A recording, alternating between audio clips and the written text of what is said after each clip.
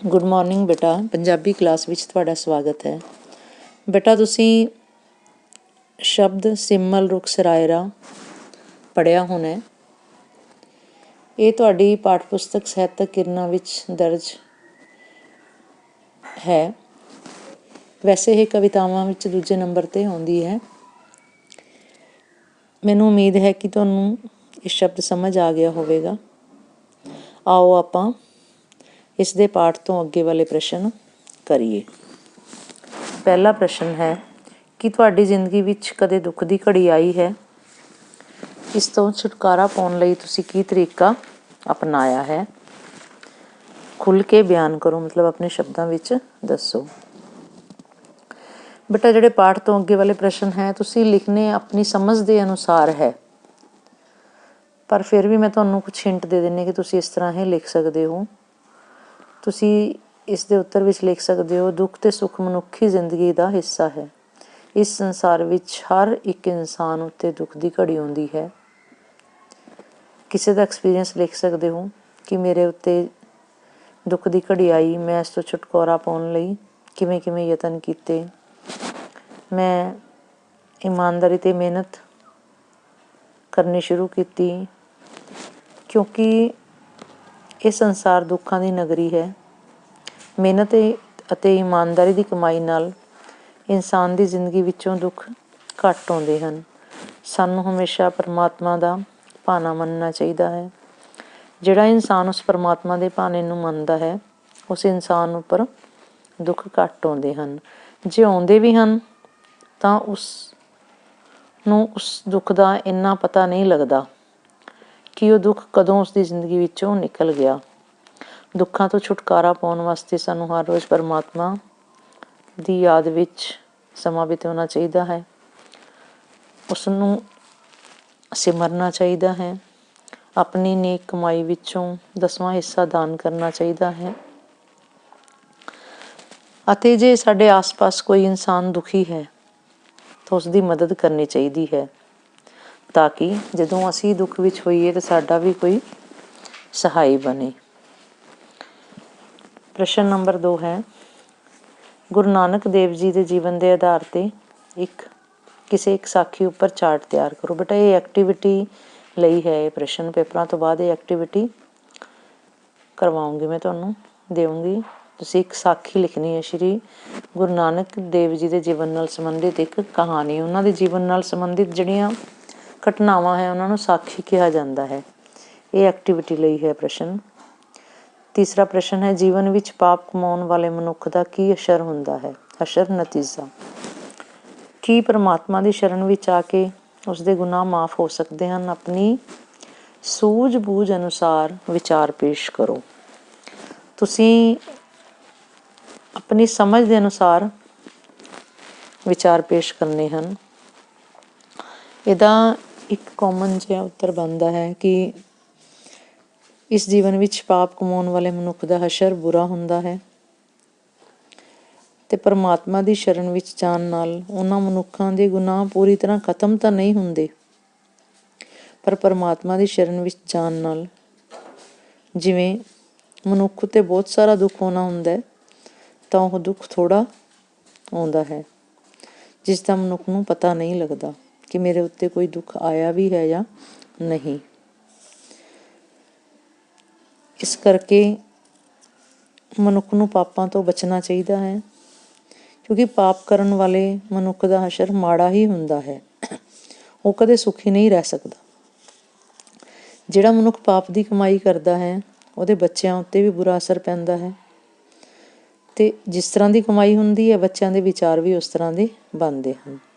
ਪਾਪ ਦੀ ਕਮਾਈ ਨਾਲ ਸਾਡੀ ਜ਼ਿੰਦਗੀ ਦੁੱਖਾਂ ਨਾਲ ਭਰ ਜਾਂਦੀ ਹੈ। ਅਸੀਂ ਜ਼ਿੰਦਗੀ ਵਿੱਚ ਬਹੁਤ ਦੁਖੀ ਹੁੰਦੇ ਹਾਂ। ਇਸ ਲਈ ਸਾਨੂੰ ਪਾਪ ਦੀ ਕਮਾਈ ਨਹੀਂ ਕਰਨੀ ਚਾਹੀਦੀ। ਹਮੇਸ਼ਾ ਮਿਹਨਤ ਅਤੇ ਇਮਾਨਦਾਰੀ ਦੀ ਕਮਾਈ ਕਰਕੇ ਗੁਜ਼ਾਰਾ ਕਰਨਾ ਚਾਹੀਦਾ ਹੈ।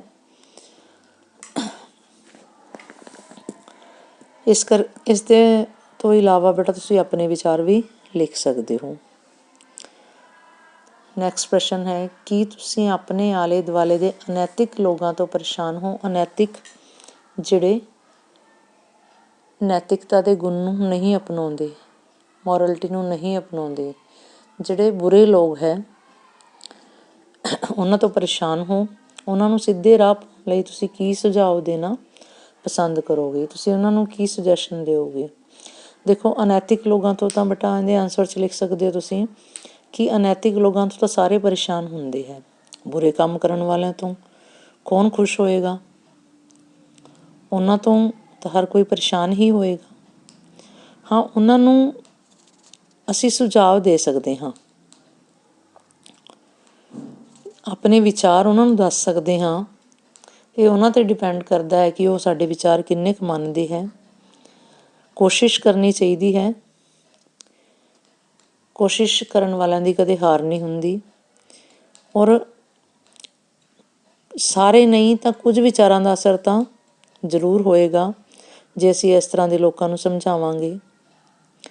ਉਹਨਾਂ ਨੂੰ ਅਸੀਂ ਦੱਸ ਸਕਦੇ ਹਾਂ ਕਿ ਮਾੜੇ ਕੰਮਾਂ ਦਾ ਨਤੀਜਾ ਕੀ ਹੁੰਦਾ ਹੈ, ਕਿਸ ਤਰ੍ਹਾਂ ਉਹਨਾਂ ਦੀਆਂ ਆਉਣ ਵਾਲੀਆਂ ਪੀੜ੍ਹੀਆਂ, ਉਹਨਾਂ ਦੇ ਬੱਚੇ ਬੁਰੇ ਕੰਮਾਂ ਦਾ ਨਤੀਜਾ ਭੁਗਤਣਗੇ। ਇਸ ਲਈ ਕੋਸ਼ਿਸ਼ ਕਰ ਸਕਦੇ ਹਾਂ। ਬਾਕੀ ਤੁਸੀਂ ਇਸ ਤੋਂ ਇਲਾਵਾ ਆਪਣੇ ਵਿਚਾਰ ਵੀ ਲਿਖ ਸਕਦੇ ਹੋ। ਅਗਲਾ ਪ੍ਰਸ਼ਨ ਨਹੀਂ ਕਰਨਾ। ਇਹ ਕਵਿਤਾ ਤੁਹਾਡੇ ਸਿਲੇਬਸ ਵਿੱਚ ਨਹੀਂ ਹੈ। ਦੁਖਦਾਰੂ ਸੁਖ ਰੋਗ ਪਿਆ ਉੱਪਰ ਇੱਕ ਲੇਖ ਰਚਨਾ। ਇਹ ਕੁਐਸਚਨ ਨਹੀਂ ਕਰਨਾ, ਇਹ ਤੁਹਾਡੇ ਸਿਲੇਬਸ ਵਿੱਚ ਨਹੀਂ ਹੈ। ਅਗਲਾ ਪ੍ਰਸ਼ਨ ਹੈ, ਪਾਠ ਦੇ ਆਧਾਰ 'ਤੇ ਠੀਕ ਜਾਂ ਗਲਤ ਦੇ ਨਿਸ਼ਾਨ ਲਾਓ।